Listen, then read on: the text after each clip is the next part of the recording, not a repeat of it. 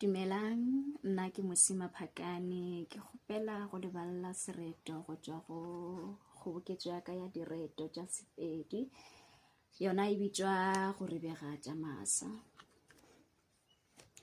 Ke lebalela sereto sa Valentines, leina tlhogo ya sona ke lerato.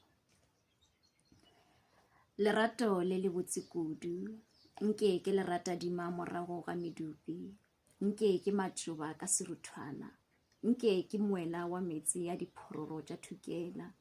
Lerato la borutho, nke letšatši la mesong, goba diatla tša motswadi, nke boya bja nku, goba tšejana ya koko.